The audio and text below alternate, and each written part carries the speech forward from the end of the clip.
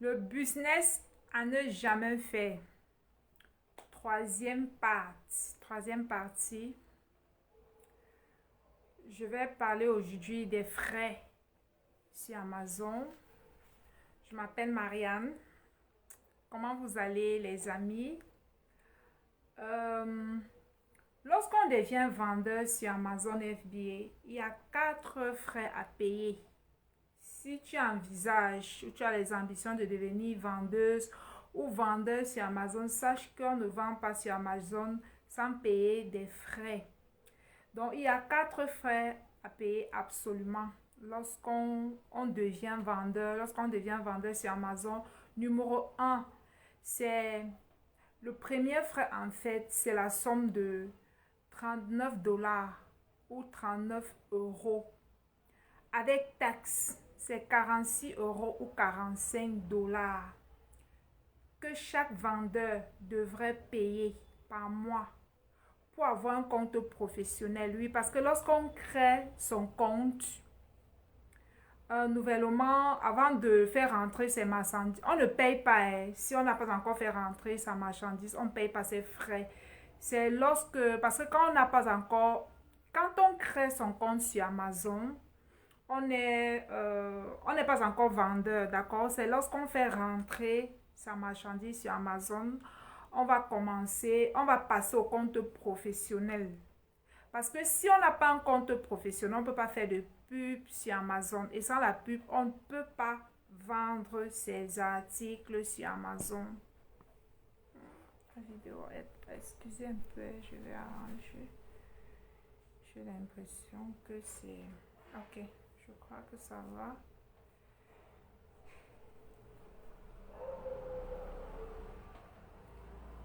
Donc, une fois que la marchandise rentre sur Amazon, le vendeur est dans l'obligation de passer à un compte professionnel, c'est-à-dire qu'avant de commencer la vente, ce vendeur va devoir payer. S'il a en Europe, c'est 46 €. Normalement, c'est 39 €, mais avec les taxes, c'est 46 €. Si la personne est dans la zone dollar, c'est 46 $ par mois. Qu'on ait vendu sa marchandise ou pas, euh, qu'on ait vendu sa marchandise ou pas, à la fin de chaque mois, Amazon va aller récupérer cette somme dans votre compte bancaire. Je vous ai dit dans la toute première vidéo que avant de commencer, lorsqu'on crée son compte sur Amazon, Amazon nous demande d'enregistrer son compte bancaire en fait sur le site d'Amazon au cas où s'ils auraient besoin d'aller récupérer leur dû en fait, d'aller récupérer une somme d'argent si vous leur devez. Voilà. Donc, c'est ce qui se passe sur Amazon. Le premier frais, c'est 46 $ comme je l'ai dit. Et le deuxième frais, c'est les frais de vente. C'est une commission qu'Amazon prélève à chaque fois qu'un vendeur vend un de ses produits sur le site d'Amazon. Donc, à chaque fois qu'on vend sur le site d'Amazon, Amazon vous prélève une somme. Et cette somme-là varie, d'accord? C'est 7% en fonction des catégories. Il y a des catégories où Amazon va prélever 7%. Il y a des catégories qui sont à 15%. Voilà quoi. C'est 7% ou 15% en fonction des catégories. J'ai oublié que sont ces catégories. Le troisième frais.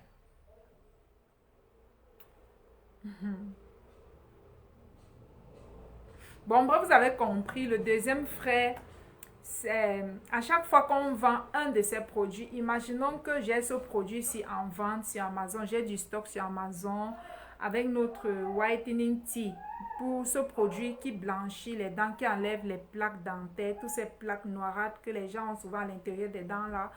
Au fait, ça c'est un produit qui entretient votre dentition, qui nettoie votre bouche, qui vous permet d'avoir une bouche propre, une bouche bien nettoyée en fait. Ça vous permet d'éliminer. Vous connaissez, les gens ont souvent les plaques à l'intérieur des dents là. Il y a parfois une couleur jaunâtre là dans les dents à l'intérieur, tout à l'intérieur de la bouche ou de la dentition.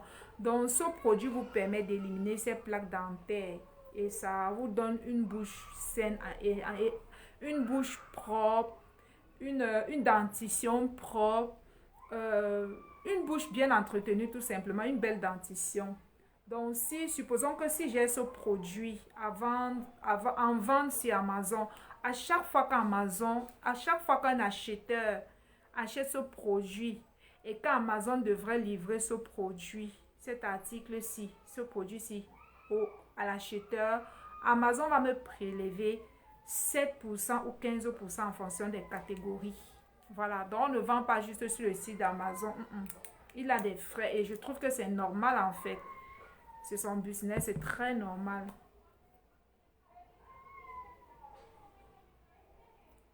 Euh, et le troisième frais, ce sont les frais d'expédition par Amazon chez les clients, dont le prix varie aussi en fonction du poids et du volume de votre article.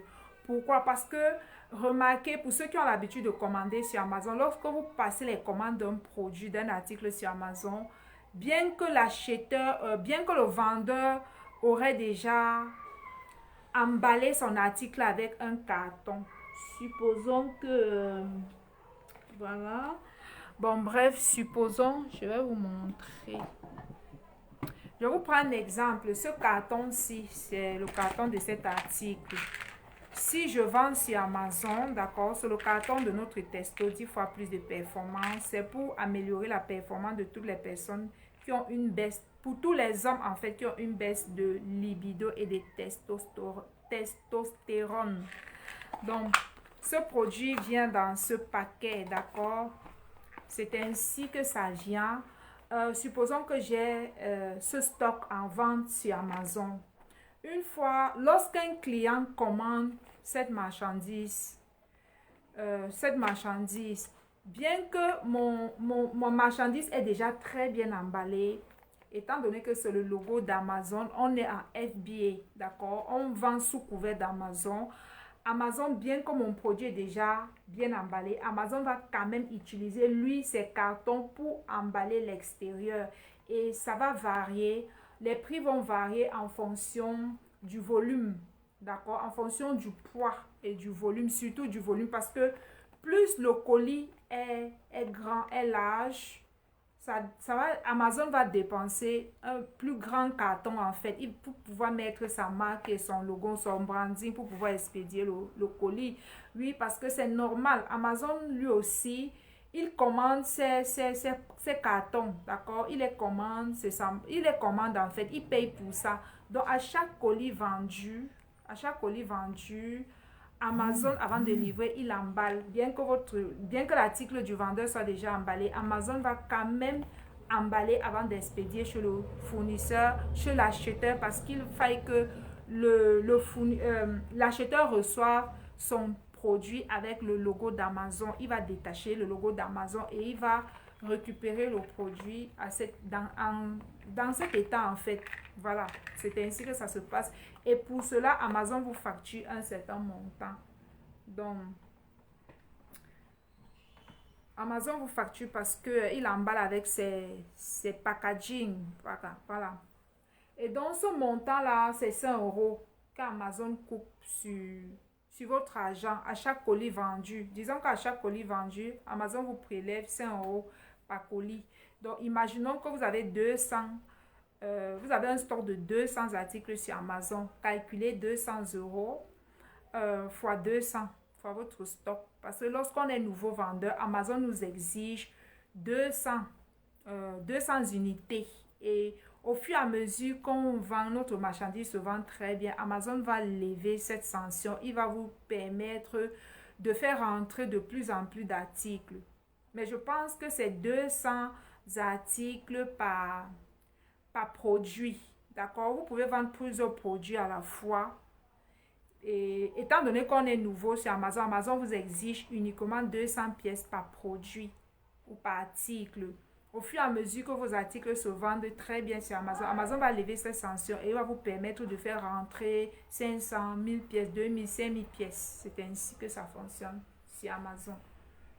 Donc, plus vous avez la marchandise, plus ça va vous coûter. Si vous avez 1000 ou 2000 ou 3000, 5000 pièces à chaque colis expédié, ça dépend, hein, 100 euros là, 100 euros ou 100 dollars, c'est si l'article est par exemple à cette dimension, si c'est les petits paquets, si c'est les petits colis, si c'est un article qui a beaucoup plus, qui a du volume, si c'est grand en fait, ça va vous coûter beaucoup plus cher. On est au troisième frais, n'est-ce pas? Le quatrième frais, c'est celui du stockage des marchandises sur Amazon, dans les entrepôts d'Amazon. Le quatrième frais, c'est celui du stockage des marchandises dans les entrepôts d'Amazon. Et chaque mois, Amazon prélève à chaque vendeur. Chaque vendeur, Amazon va le prélever 60 € par mois. Et calculer 60 € par mois. J'ai dit par mois si on a 200 pièces. Bon, chaque mois en fait, chaque fin du mois, Amazon va vous prélever 60 € chaque fin du mois. Ça, c'était le quatrième frais. Waouh, ça allait vite. On n'a même pas traîné. Le quatrième frais, comme je l'ai dit, donc sachez que pour stocker vos marchandises sur Amazon, c'est pas gratuit parce que parfois Amazon, c'est pas ces entrepôts. Amazon loue parfois les entrepôts ou ça peut aussi être ces entrepôts, mais il a dépensé beaucoup d'argent pour le faire construire. Donc, chaque vendeur loue l'espace qu'il occupe sur Amazon. Tout dépend, hein, ça dépend de la quantité que vous occupez. Ça, c'est les frais vraiment des personnes qui ont 200 articles pour les débutants. Maintenant, si c'est les vendeurs qui font rentrer les 5000 pièces, 10 000 pièces sur Amazon, c'est autre chose parce que plus on a de la marchandise, plus ça occupe de l'espace et Amazon va prélever beaucoup plus d'argent sur votre compte. Et sans oublier, d'accord, que qu'on peut payer tous ces frais-ci et faire un mois sans vendre d'articles sur Amazon, oui. On peut faire rentrer ces marchandises sur Amazon et faire des mois sans faire des ventes. Et malgré ça, Amazon va pas se dire que non, ce vendeur, s'il n'a pas fait des ventes ce mois, je vais quand même l'excuser parce qu'il n'a pas fait des ventes. Non. Que vous fassiez des ventes ou pas, Amazon va aller dans votre compte et récupérer son argent. Maintenant, si Amazon vous doit, si entre-temps vous avez fait des ventes, je vous avais dit dans les vidéos précédentes, parce qu'il y a déjà la première vidéo, la deuxième et là, aujourd'hui c'est la troisième partie. Et aujourd'hui, on va parler uniquement des frais d'Amazon. Je vous ai dit que je vais aller étape par étape. D'accord? Dans la prochaine vidéo, nous allons parler de la concurrence, de la concurrence qu'il y a en fait. Comment est-ce que les... Je vais vous parler, d'accord? Je vais vous montrer. Vous allez regarder une vidéo où vous allez voir comment les vendeurs sur Amazon se mettent les bâtons dans les roues, d'accord? Bon, pour aujourd'hui, comme je l'ai dit, lorsqu'on est vendeur sur Amazon et que on fait des mois et des mois sans vente, Amazon n'aura pas pitié de vous. Hein. Amazon ne va pas se dire que non, ce vendeur-ci n'a pas écoulé sa marchandise, il paye quand même la publicité, mais malgré ça, elle n'arrive pas ou il n'arrive pas à écouler sa marchandise, je vais quand même l'excuser, je vais avoir pitié d'elle ou je vais avoir pitié de lui. Non, Amazon s'en fout, il n'a pas les émotions. Et je vous avais dit dans la vidéo précédente que lorsqu'on est vendeur sur Amazon, quand on vend les marchandises sur Amazon, c'est Amazon qui reçoit notre argent et il ne le verse pas directement dans le compte des vendeurs. Non, non. Il garde cet argent-là pour que si vous avez les dettes envers lui, si vous lui devez, si vous devez à Amazon, Amazon va directement aller prendre l'argent dans votre compte. C'est après avoir récupéré tout ce qu'Amazon doit récupérer, d'accord, que s'il y a reste, il va vous reverser ce reste-là en fait. Avant la fin du mois, Amazon ne peut rien vous verser. Donc, avant la fin du mois, s'il y a eu les retours de vos colis, si les clients se sont plaints et ils ont retourné certains de vos articles, Amazon va aller récupérer l'argent dans votre argent qu'il vous doit, l'argent que vous avez vendu, il va rembourser et il va aussi aller récupérer ou prélever tout ce que vous lui devez. Je vous ai cité tous les grands frais, tous les frais en fait que chaque vendeur paye obligatoirement. Une fois que tu fais rentrer, une fois que quelqu'un fait rentrer sa marchandise sur Amazon, il paye ces 4 frais que je venais de vous citer. Qu'il est vendu ou pas vendu. Si votre marchandise fait 6 mois, ça fait 3 mois, 4 mois, 5 mois, 6 mois sur Amazon et que vous ne vendez pas, Amazon va continuer de prélever ses frais. C'est ainsi. Et je vous assure que j'ai connu des personnes qui ont rentré leur marchandise sur Amazon. Ils n'ont pas pu vendre. La marchandise est restée là jusqu'à ce qu'à un moment donné, Amazon va avoir pitié d'eux. Amazon va leur envoyer le message si la personne est en Europe ou dans les pays où Amazon se trouve, dans les pays où il y a les entrepôts d'Amazon. Amazon va lui demander de venir, de faire, en fait, de récupérer ses colis, de faire un retrait de ses articles, étant donné que les articles ne se vendent pas. Et dans notre formation, j'avais rencontré une dame comme ça. Elle avait fait rentrer ses marchandises. Les marchandises sont restées longtemps à Amazon. Amazon, en fait, c'est resté pendant longtemps. Elle ne vendait plus parce qu'à un moment donné, elle a abandonné ça là-bas sur Amazon. Et c'est lors de Covid, lorsque les gens étaient à court d'articles sur Covid, qu'elle a ces articles, que ces articles ont été vendus. En fait, c'est lors de la crise qu'il y a eu lors de la Covid qu'elle a écoulé son stock. Elle ne gérait même plus la publicité. Elle avait abandonné ça entre les mains d'Amazon. Et c'est pendant Covid que l'article, les gens ont acheté jusqu'à ce que l'article est fini en fait. Et là, elle s'est rendue qu'elle a dit ok, c'était mieux que j'essaie encore de faire rentrer d'autres articles. Et elle est venue dans notre formation pour en savoir plus, pour avoir plus de connaissances et pour, voilà quoi. Et là, elle a même vendu, elle n'a rien eu quoi, parce que ça faisait des mois et des mois qu'Amazon avait pitié quoi. Je ne sais pas si Amazon prélevait même encore les frais. Je pense qu'il ne prélevait même plus. L'article était seulement là. Lorsque l'article s'est finalement vendu, sa marchandise a été sold out. Amazon a récupéré l'argent. Amazon ne l'a pas donné. Amazon n'avait pas donné 5 francs parce que Amazon a récupéré cet argent-là pour compenser en fait le fait que le store avait tellement mis long sur Amazon. Certainement qu'elle avait même vidé le compte qu'elle avait mis sur Amazon. Parce que oui, tu peux fermer ce compte-là. Bon, je ne sais pas, je crois qu'elle ne payait même plus. Donc, quand Amazon a vendu l'article, Amazon a récupéré tout l'argent pour lui dire que, une façon de lui dire que le nombre de temps que ta marchandise a fait chez nous, tu ne payais plus les frais et tout ça. Nous, on récupère ça, en fait, pour compenser ce que tu nous dois. En quelque sorte, c'est ça. Lorsqu'un article a déjà tellement duré sur Amazon, Amazon va vous demander, par pitié, va vous demander de venir chercher parce qu'il constate qu'il ne fait que prélever les frais et en retour, vous ne vendez pas en fait. Mais il faille que l'article mette au moins 1 an. Longtemps en fait, peut-être 7 mois, 1 an. Quand Amazon se rend compte que... Et Amazon ne t'exige pas ou ne t'oblige pas à vendre. Je vais te dire, si tu te lèves un matin et que tu décides que, ok, j'ai décidé que je ne veux plus faire la vente sur Amazon, tu fermes ton compte, tu écris à Amazon que tu veux récupérer ta marchandise, tu soumets ça sur le site d'Amazon, ils vont envoyer les livreurs, on va venir remettre ta marchandise à la maison. Et tu n'es pas, personne n'est obligé de vendre sur Amazon en fait. Donc je disais que dans la formation que j'avais faite sur Amazon, j'avais une amie qui vivait au Canada et elle avait un de ses amis qui était formateur pour le compte de l'une de nos soeurs qui est aux États-Unis. Et dans ce groupe de personnes, il y en avait plusieurs. En fait, tous ceux qui étaient rentrés, tous ceux qui avaient fait rentrer leurs articles sur Amazon, ils n'ont pas pu vraiment vendre. Ils n'ont pas pu vendre. D'autres sont sortis avec leurs marchandises. Ils n'avaient pas vendu en fait. Et voilà, les gens ont perdu beaucoup d'argent et lors de Covid, à la recherche, parce que pendant que d'autres étaient à la recherche, parce que la plupart des gens étaient à la recherche d'une autre source de revenus en fait, vu que les gens étaient à la maison dans le lockdown. Lors du lockdown, on ne savait pas quand est-ce que ça allait s'arrêter en fait. Les gens étaient soucieux, les gens ne savaient pas comment ils allaient faire pour pouvoir avoir de l'argent.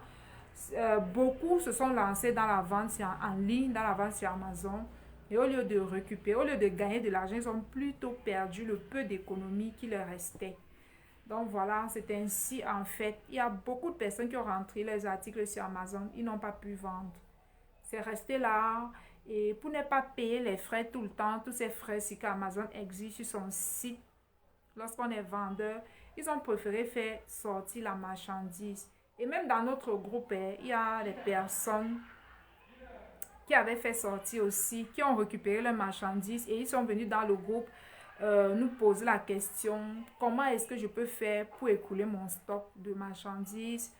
On leur donnait les suggestions, soit de payer la publicité Facebook ou d'aller poster dans les sites, dans comment on appelle, les pages où on partage les vidéos, on partage les articles à vendre. Et parfois, ce n'était pas les articles que les gens pouvaient acheter facilement. Parfois, c'était comment on appelle ça,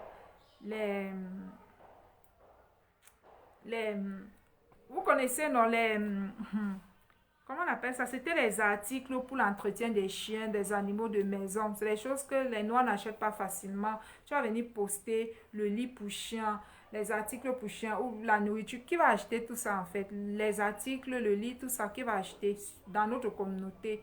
Donc voilà. C'est ainsi que beaucoup sont sortis d'Amazon ruinés, ayant perdu toutes leurs économies, étant endettés quoi. Ils se sont endettés, beaucoup plus ceux qui sont dans les pays en Europe, aux États-Unis et tout ça. Ils ont prêté de l'argent, ils devaient beaucoup d'argent. En fait, ils avaient pris le crédit pour lancer Amazon et à leur grande surprise, ça n'a pas marché. Beaucoup de personnes, tous ceux qui sont rentrés sur Amazon, tous sont retournés avec leurs articles.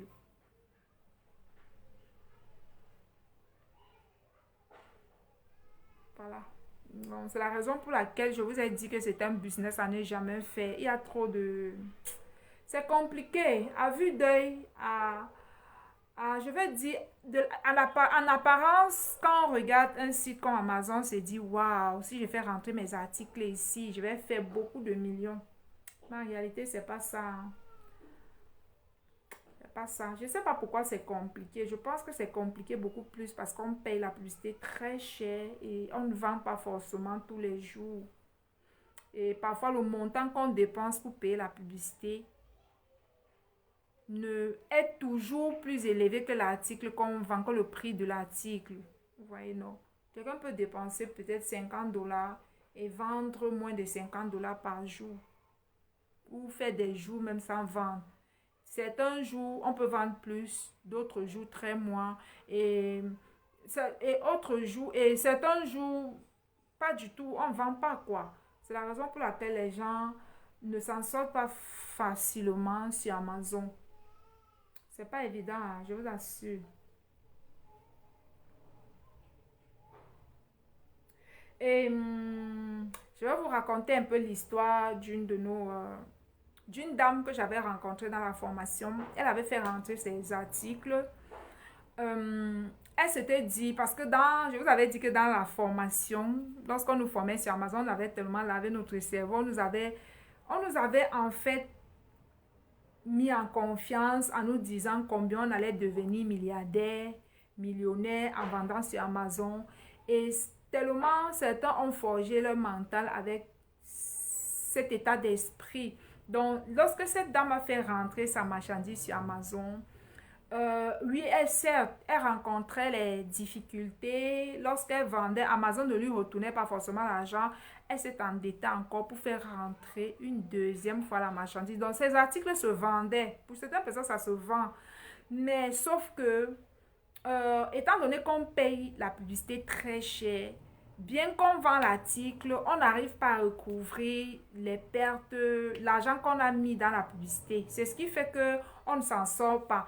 Et en plus de cela, ce qui fait que les gens ne réussissent pas sur Amazon, c'est le fait qu'en Europe, les gens peuvent acheter votre article, utiliser et retourner, acheter, utiliser et retourner l'article. Dans un état, on ne peut même plus le revendre. Et Amazon ne contrôle pas cela. Je vous ai déjà expliqué ça dans les vidéos précédentes. Donc, si la publicité n'était pas très élevée sur Amazon et que on interdisait les retours des articles du genre acheter, ça acheter. Quand tu as acheté, ça acheter. Comme ici en Inde, il y a les articles une fois que tu achètes. Ici, quand tu achètes, Amazon de l'Inde, quand tu achètes, tu as acheté. On ne retourne pas l'article. Et même s'il faut retourner, il faut que ce soit un article qui coûte un certain prix. Il faudrait que... Et avant d'acheter, tu lis dans les conditions. Dans les conditions du vendeur. C'est ainsi Amazon de l'Inde. Donc, avant d'acheter un article, on t'a déjà dit que le remboursement n'est pas possible. Le retour de l'article n'est pas possible. S'il n'y avait pas autant de retours, parce que oui, les pays développés, surtout comme les pays comme en Amérique, tu peux aller dans un supermarché, peu importe, dans un magasin, dans un mall, tu achètes une robe, une chaussure, un vêtement, tu portes. Il suffit de ne pas enlever comment on appelle l'étiquette. Tu portes, tu vas à une soirée. Après, tu retournes. Après, tu retournes l'article, on te remet ton argent. Et Amazon a adopté le même système. Donc, si Amazon n'y avait pas ces retours, ou encore s'il contrôlait les retours de telle sorte que quand il y a un retour, il s'assure que l'acheteur n'a pas utilisé le produit. Ils s'assurent que l'article n'est pas défaillant, genre l'article n'est pas gâté. Ils s'assurent de vérifier si on peut encore revendre l'article, s'il n'y avait pas tous ces retours en désordre et s'il n'y avait pas, si on payait la publicité à moindre coût. Les gens, voilà, c'était un endroit, une marketplace. Ça, ça aurait fait en fait marketplace, une excellente marketplace pour la vente en ligne. Vous voyez, non? S'il n'y avait pas autant, si la publicité ne coûtait pas autant cher, il n'y avait pas les retours des articles. Ici, en Inde, on ne retourne pas l'article. Quand tu as acheté, tu as acheté. Même quand voilà, si ça arrive chez toi et que l'article n'est pas fonctionnel, c'est à tes risques et périls. Pour qu'on retourne l'article ici, il faut que ce soit un article qui coûte un certain montant. Et avant d'acheter, tu vas vérifier, est-ce qu'il y a un retour? Sur certains articles ici, sur Amazon de laine, on va te dire, à condition que tu retournes l'article en 48 heures, ou à condition que l'article ait une panne, ait un problème grave. Si tu prends et que l'article a un problème grave, tu peux retourner. Mais si c'est les trucs de, voilà, $50, $20, 30, on ne retourne pas. Je pense que c'est à partir d'un certain montant, vraiment les montants élevés, qu'on accepte de retourner l'article. On ne retourne pas. Et même quand on dit de retourner, ici, on remplace. On ne te remet pas l'argent. Si l'article est défaillant, d'accord, tu vas écrire, on va remplacer, on va venir, les livreurs vont venir chercher cet article et le remplacer. Il faudrait déjà que ça coûte un certain prix. Donc, ainsi, ça protège les clients. De cette façon-là, on peut vendre sur Amazon et s'en sortir. Donc, voilà ce qui fait qu'Amazon est plus avantageux pour l'acheteur que pour le vendeur. S'il n'y avait pas, si les frais de pub n'étaient pas trop élevés et qu'il n'y avait pas les retours d'argent, si on pouvait dire que oui, si l'article est défaillant, on remplace avec notre article, ce serait compréhensif en fait. Ou voilà quoi. Donc voilà. Dans les pays là-bas, de l'autre côté, on ne vérifie pas, on ne contrôle pas. Il y a les retours n'importe comment. Un client peut acheter un article qui est tout neuf. Elle utilise ou il utilise. Ou bien le client prend un article. Il achète par exemple les chaussures. Il a une vieille chaussure à la maison. Dès qu'il reçoit les chaussures, la nouvelle paire de chaussures, il va faire quelques jours ou 1 ou 2 semaines, il va appeler Amazon qu'il n'a pas aimé, il veut récupérer son argent, il va prendre son ancien chaussure qui est déjà gâté, mettre dans le carton, emballer, les envoyer. Et Amazon ne va pas contrôler. C'est ainsi que les gens se ruinent en fait sur Amazon. Donc voilà les défauts d'Amazon. C'est ce qui c'est ce qui fait en fait, voilà, c'est la base, c'est la racine de tous les maux sur Amazon. C'est ce qui fait qu'à la fin du mois, les vendeurs, Amazon ne paye pas les vendeurs comme il faut parce qu'il y a des gens en Europe qui sont malhonnêtes, qui ont fait de ça un business.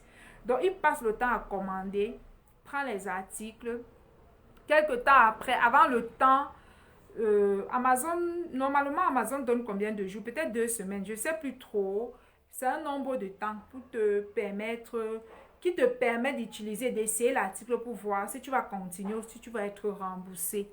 Donc, il y a des gens qui ont fait de ça un business et de temps en temps, ils passent les commandes des choses, des articles importants, chers, même sur Amazon. Quand ça vient, quelques temps après, ils vont retourner l'article, mais ils ne vont pas retourner l'article, ils vont garder l'article, soit le vendre, d'accord, et récupérer l'argent et prendre n'importe quoi et remettre dans le carton, à renvoyer sur Amazon. Amazon va leur rembourser leur argent. Donc, Amazon leur rembourse leur argent, ils prennent l'article du vendeur, ils revendent, ils gagnent plus d'argent. Vous voyez, il y a des gens que c'est leur business en Europe. Donc, voilà ce qui ruine en fait la plupart des vendeurs sur Amazon. Donc, voilà les défauts d'Amazon. Comme je l'ai dit, lorsqu'on est vendeur sur Amazon, quand on vend ses articles sur Amazon, Amazon perçoit de l'argent. Il ne verse pas cet argent dans votre compte. Non, il garde dans son compte à lui. En fait, c'est une garantie pour Amazon. Amazon sait que chaque fin du mois, je vais prélever mes frais, tout ce que ce vendeur me doit, je vais récupérer. Et en même temps, s'il y a un problème avec son article sur Amazon, on va récupérer l'argent dans le compte, on va récupérer l'argent dans son argent pour résoudre les problèmes que son produit peut nous causer sur Amazon. C'est ce qui fait que les gens vendent, ils ne récupèrent jamais leur argent à cause des retours. Parce que la plupart des gens ont compris ça. Les personnes malhonnêtes ont compris en fait que lorsqu'ils font des retours, des articles, des vendeurs, Amazon ne contrôle pas, il ne vérifie pas. Avant de leur rembourser l'argent, il ne vérifie pas en fait. Donc, c'est ce qui fait que la plupart des gens se ruinent. Donc, j'étais en train de vous partager le témoignage d'une dame avec qui on a fait cette formation sur Amazon. Elle a fait rentrer ses premiers articles.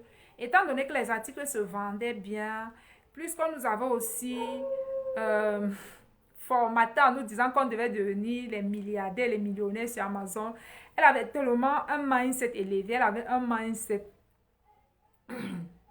de lion ou un mindset, elle avait vraiment un mindset qui croyait, elle croyait vraiment qu'Amazon pouvait l'aider à vendre et à, voilà quoi, à gagner beaucoup d'argent. Bien qu'elle ne percevait pas de l'argent, ou elle percevait vraiment très peu, 50 dollars, 100 dollars parfois, parfois même très peu, parfois pas. Elle a quand même, elle s'est entêtée, elle s'est dit en fait que si elle continue en fait de persévérer, ça va pouvoir, les choses iront. En fait, elle s'était dit que si elle continuait de commander, elle continuait d'accepter les pertes et continuait de commander pour vendre, elle allait finir par maîtriser la vente sur Amazon. Elle allait, en fait, elle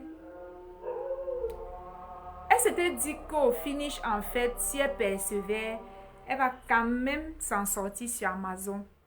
Et hélas, elle a persévéré, elle a fait venir peut-être 2 ou 3 fois. La troisième fois ou c'est la deuxième fois, ça s'est très mal passé. Déjà avec l'expédition, lors de l'expédition, on l'a escroqué de l'argent. Ceux qui ont expédié sa marchandise pour l'Europe, ça ne s'est pas bien passé avec le transitaire. Elle a perdu de l'argent et ensuite, arrivée sur Amazon, je pense qu'elle n'avait pas tout écoulé son stock, le deuxième ou le troisième stock. Et voilà, pour finir, elle a récupéré ses articles, elle a ramené à la maison et ce n'était pas les articles qu'elle pouvait vendre n'importe où.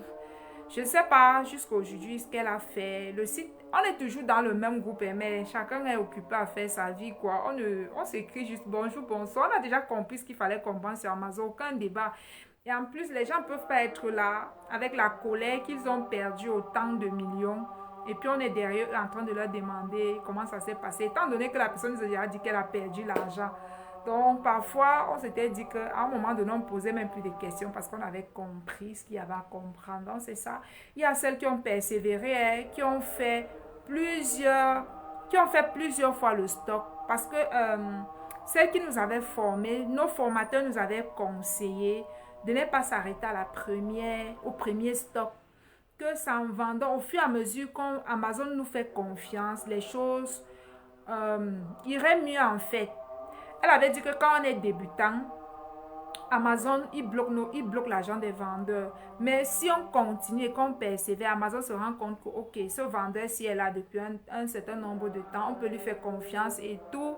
Amazon va commencer à vous verser votre argent et tout et tout. Donc, c'est ce qui a fait que beaucoup ont persévéré, beaucoup ont fait rentrer plusieurs fois le stock et pour finir, ils ont perdu encore plus d'argent que si c'était arrêté au premier stock. Donc voilà ce qui s'est passé. Comme je vous ai dit, j'ai fait cette vidéo, c'est en fait pour sensibiliser, d'accord, tous ceux qui sont tentés à aller vendre sur Amazon. Sachez que déjà, si vous êtes en Afrique, ce n'est pas un business pour vous. Parce que ce n'est pas un business pour vous. Si Amazon vous dit, OK, venez chercher votre stock, où est-ce qu'Amazon va envoyer votre stock en fait si vous êtes en Afrique? Vu qu'il n'y a pas Amazon en Afrique, en dehors de l'Afrique du Sud. Donc déjà, quand on est habitant, quand on réside en Afrique, c'est déjà un désavantage. Parce que oui, les autres, la dame dont je suis en train de parler, celles qui ont fait sortir, qui ont récupéré leurs produits, qui ont fait le retrait de leurs produits, c'est parce qu'ils étaient en Europe, ils étaient en Allemagne, en France, en Europe, en Amérique, au Canada et tout et consorts. Donc déjà, si tu es en Afrique, c'est un business qui n'est pas pour toi. Et aussi parce que en Afrique, on ne peut pas aller en banque prêter l'argent facilement pour lancer le business sur Amazon. Parce que pour débuter sa vente sur Amazon, il vous faut au moins, ou il va vous falloir au moins 10 000 dollars, 7 millions, 10 millions. Donc déjà, ce n'est pas un business fait pour ceux qui vivent en Afrique. Déjà. Parce que tout le monde n'a pas ce montant d'argent à la maison. Moi, je pense que la vente sur Amazon, c'est fait pour les personnes qui ont de l'argent. Bon, même quand on a de l'argent, hein, on va toujours perdre de l'argent. Bon, bref, c'est pas évident. Je vais vous dire, dans une autre vidéo, je vais vous expliquer les qui vendent réellement sur Amazon. Et voilà, vous allez comprendre. Il y a des stratégies pour vendre sur Amazon. Je veux dire, ça ne veut pas dire que le business sur Amazon est totalement... C'est difficile pour les débutants. C'est difficile pour ceux qui vivent en Afrique. C'est compliqué pour les débutants, pour ceux qui se cherchent, qui n'ont pas encore une situation financière stable. C'est compliqué pour ceux qui vivent en Afrique parce qu'il va vous falloir une entreprise où vous pouvez recevoir vos paiements à l'international ou mettre un compte international PayPal sur Amazon. Donc, il y a déjà un désavantage pour tous ceux qui sont en Afrique. Bon, je vais vous dire dans une autre vidéo, pour ceux qui aimeraient vendre sur Amazon, Amazon n'est pas pour les débutants, d'accord? Amazon n'est pas pour les débutants et nous allons en parler dans d'autres vidéos. Donc ça, c'est la série numéro 3. Si c'est votre première fois d'écouter cette vidéo, allez écouter la première, la deuxième et la troisième. Et en passant, sachez que nous avons les compléments alimentaires en vente. D'accord, je fais une pub pour nos produits, pour nos articles. Ça, c'est Testo, 10 fois plus de performance, 10 fois plus d'endurance. Testo, 10 fois plus d'endurance et de performance. Ce complément alimentaire, c'est un ensemble d'écorces, de feuilles, de racines aphrodisiaques, d'accord, qui booste la libido et la testostérone des hommes. Les hommes qui ont déjà un certain âge, leur kiki ne se lève plus bien, ils sont plus endurants, ils n'arrivent plus à faire 2, 3 coups. Voilà, si vous voulez satisfaire encore votre partenaire comme à votre jeunesse, d'accord, comme à vos beaux jours lorsque vous étiez encore jeune.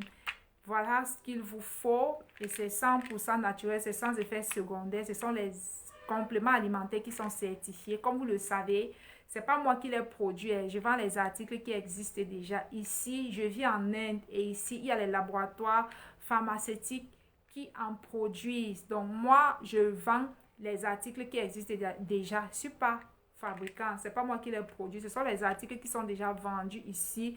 N'importe qui pourrait l'acheter ici en Inde et le consommer. Voilà, et je me suis dit qu'étant donné qu'ils ont une médecine extraordinaire, leur médecine traditionnelle est très excellente, très efficace.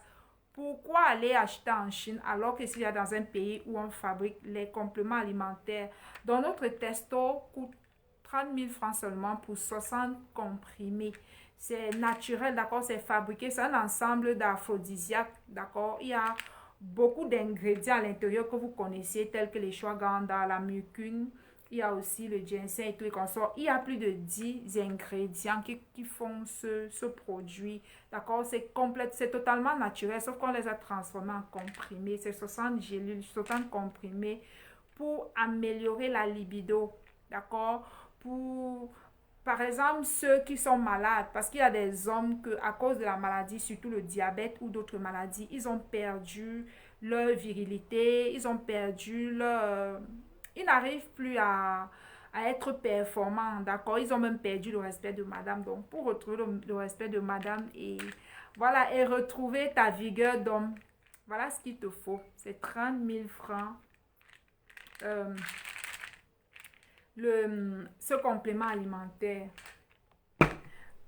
Celui-ci, c'est pour, je vous ai déjà dit, c'est pour blanchir les dents, d'accord? Pour nettoyer les plaques jaunâtres qu'il y a dans les dents, en dessous des dents ou dehors. Ceux qui ont eu les caries, qui ont les dents un peu sombres, les dents ne sont pas très claires, les dents ne sont pas blanches, d'accord? Vous pouvez prendre ça, ça va améliorer l'apparence de votre dentition. Ça va entretenir votre dentition et vous aurez un beau sourire dorénavant. Vous aurez une bouche toute propre et voilà, saine en fait. Ça entretient la bouche.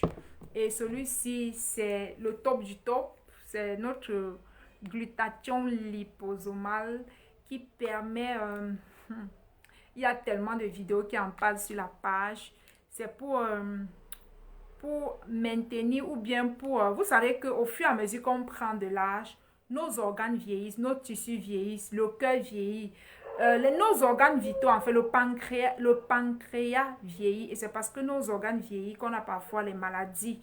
Donc, pour entretenir notre système immunitaire, entretenir nos organes, le glutathion est bon. D'accord? Le glutathion aussi nettoie, embellit votre apparence si on le prend sur une longue durée. D'accord? Le glutathion, euh, il, euh, il est curatif et en même temps il protège. C'est l'antioxydant le plus puissant de l'organisme. C'est l'antidote le plus puissant de l'organisme. Si vous voulez protéger, renforcer votre système immunitaire, vous protéger contre le stress oxydatif, euh, permettre à d'autres antioxydants qui avaient déjà été, peut-être, qui ont été, comment je peux dire ça, lorsqu'on a l'oxydation à l'excès, cette oxydation affaiblit nos anticorps qu'on produit naturellement ou voilà. Donc quand on prend le glutathion, ça permet, ça redonne vie à ces anticorps, d'accord? Sachez que le stress oxydatif est très dangereux. C'est parce qu'on a le stress oxydatif que les gens tombent malades, ont les maladies incurables, cancer, voilà quoi, toutes les maladies que vous pouvez imaginer. Ça aussi, c'est le glutathion, c'est notre glutathion en sirop, c'est en liquide, en sirop.